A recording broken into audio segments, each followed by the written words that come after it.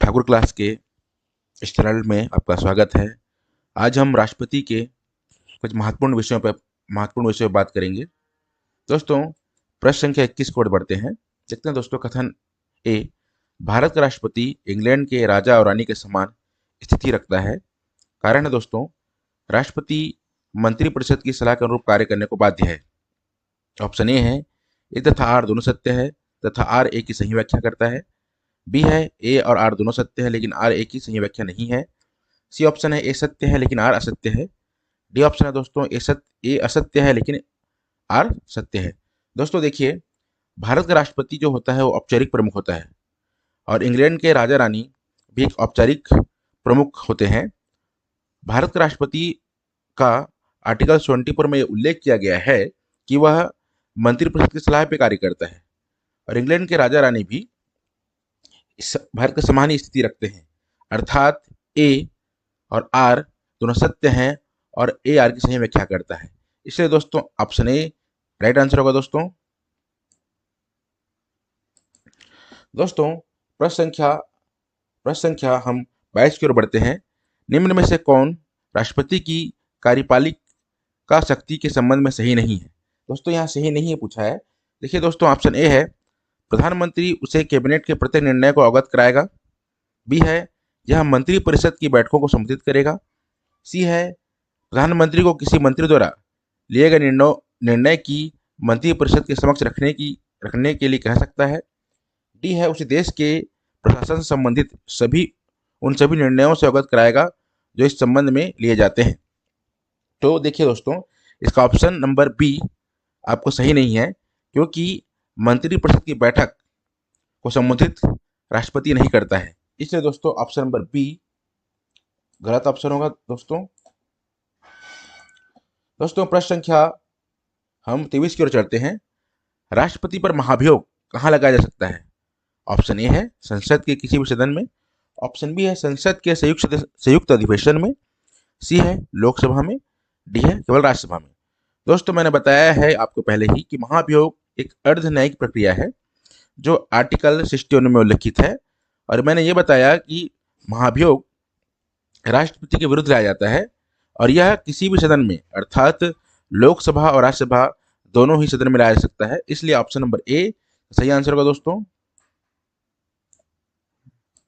दोस्तों हम प्रश्न संख्या 24 की ओर बढ़ते हैं। प्रश्न ये है दोस्तों, निम्न में से कौन सा संसद के सदस्यों की योग्यता का निर्णय करता है? पहला निर्वाचन आयोग, दूसरा है सर्वोच्च न्यायालय, डी है लोकसभा अध्यक्ष और सी है लोकसभा अध्यक्ष और डी है राष्ट्रपति।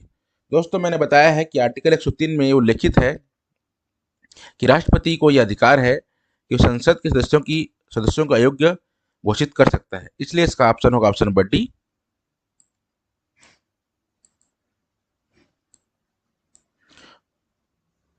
दोस्तों हम प्रश्न संख्या 25 की ओर बढ़ते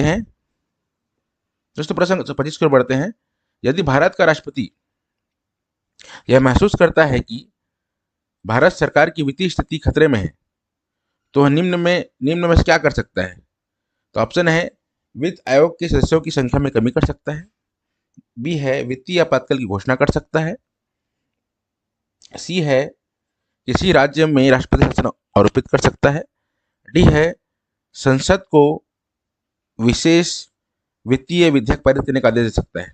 देखिए दोस्तों, जब भारत का राष्ट्रपति महसूस करता है कि देश में वित्तीय स्थिति खतरे में है, अर्थात यह वित्तीय आपातकाल की बात कर रहा है जो आर्टिकल 360 में उल्लिखित है दोस्तों, और राष्ट्रपति को यह अधिकार है कि जब देश की वित्तीय स्थिति खतरे में हो तो वह वित्तीय आपातकाल की घोषणा कर सकता है आर्टिकल 360 के तहत।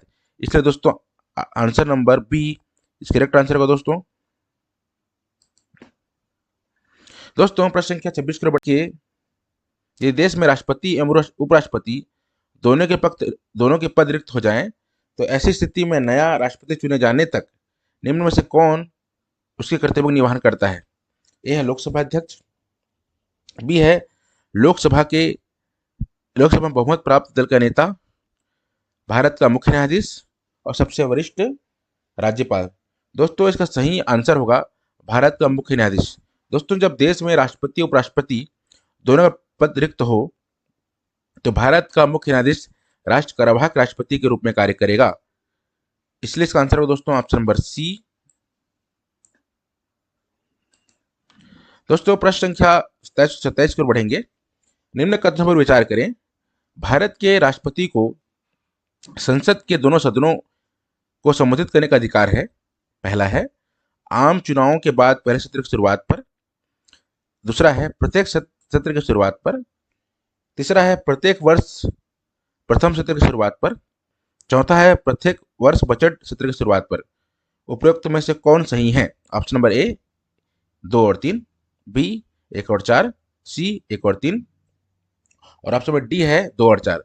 दोस्तों मैं आपको बताना चाहूंगा आर्टिकल 87 में यह उल्लिखित है कि राष्ट्रपति संसद के दोनों सदनों को संबोधित करेगा, पर कब?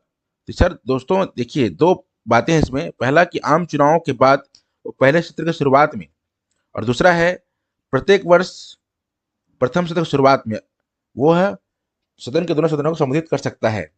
अर्थात आपके 1 और 3 दोस्तों करेक्ट आंसर है। सी करेक्ट आंसर है दोस्तों। दोस्तों हम प्रश्न संख्या 28 की ओर बढ़ते हैं। निम्नलिखित कथनों पर विचार करें। भारत के उपराष्ट्रपति जब भारत के राष्ट्रपति के रूप में कार्य करता है और वे साथ राज्यसभा के सभापति का कार्य भी करते हैं। दूसरा है भारत के राष्ट्रपति किसी भी समय अध्यादेश जारी कर सकता है, सिवाय तब के जबकि संसद के दोनों सत्र सत्राधीन हो। दोस्तों ऑप्शन है उपरोक्त कौन सा सही है? केवल एक और दो, केवल दो, केवल ना ही 1 और 2। देखिए दोस्तों, भारत का राष्ट्रपति जब भारत का उपराष्ट्रपति है, वह जब कार्यवाहक राष्ट्रपति के रूप में कार्य करता है तो वह राज्यसभा का सभापति नहीं होता, बल्कि राज्यसभा का उपसभापति राज्यसभा के सभापति के रूप में कार्य करता है दोस्तों। इसलिए ऑप्शन जो 1 है वो ऑप्शन नंबर 1 है वो गलत है। दूसरा बोला है दोस्तों भारत के राष्ट्रपति किसी भी समय अध्यादेश जारी कर सकते हैं। दोस्तों मैं बताना चाहूंगा अध्यादेश आर्टिकल 123 में उल्लेखित है। इसमें यह कहा गया है कि राष्ट्रपति जब दोनों सदन का सत्र न चल रहा हो या एक सदन का सत्र चल रहा हो और राष्ट्रपति का समाधान होता है कि कुछ कार्यवाही करना उचित है, तो वह अध्यादेश जारी कर सकता है। अर्थात ऑप्शन नंबर बी करेक्ट हो दोस्तों। ऑप्शन नंबर बी करेक्ट हो दोस्तों। दोस्तों प्रश्न संख्या 29 की ओर बढ़ते हैं। भारत की संघीय कार्यपालिका के अंतर्गत ऑप्शन ए राष्ट्रपति, उपराष्ट्रपति, लोकसभा अध्यक्ष, मंत्रिपरिषद सम्मिलित होते हैं। बी राष्ट्रपति, राज्यसभा के उपसभापति, लोकसभा अध्यक्ष, प्रधानमंत्री सम्मिलित होते हैं। राष्ट्रपति या मंत्रिपरिषद सम्मिलित होते हैं। डी है राष्ट्रपति, उपराष्ट्रपति तथा मंत्रिपरिषद सम्मिलित होते हैं।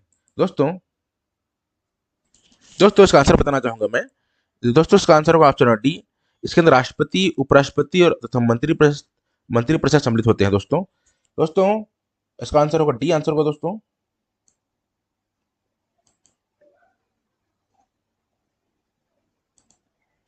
प्रश्न संख्या 30 की ओर बढ़ेंगे। भारत के राष्ट्रपति को निम्न में से किससे नियुक्त करने की शक्ति प्राप्त नहीं है? ऑप्शन ए है उच्च न्यायिक न्यायाधीश, बी है राज्यों के राज्यपाल, सी है केंद्रीय मंत्री और डी है राज्य लोक सेवा आयोग के अध्यक्ष। देखिए दोस्तों, राष्ट्रपति जो है ऑप्शन के अनुसार देखेंगे, उच्च न्यायालय के न्यायाधीश को नियुक्त करने का अधिकार है, राज्यों के राज्यपाल को भी कर सकता है और केंद्रीय मंत्री भी कर सकता है, परंतु राज्य लोक सेवा आयोग के अध्यक्ष की नियुक्ति राज्यपाल करता है दोस्तों। इसलिए आंसर नंबर जो डी है दोस्तों सही है। दोस्तों आज की क्लास आपको अच्छी लगी होगी। आप जरूर इसमें कमेंट कीजिए, लाइक कीजिए, शेयर कीजिए। धन्यवाद दोस्तों।